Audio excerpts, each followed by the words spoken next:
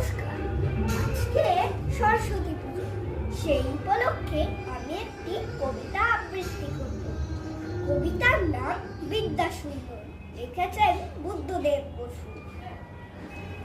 বলতে পারো সরস্বতীর মস্ত কেন সম্মান? বিদ্যা যাকে বলো, গণেশ কি কম জান?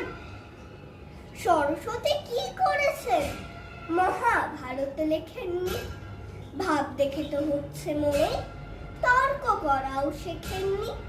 তিন ভুবনে গণেশ দাদার নেই চুরি পান্ডিত্যে, অথচ তার বোনের দিকে ভক্তি কেন চিত্তে?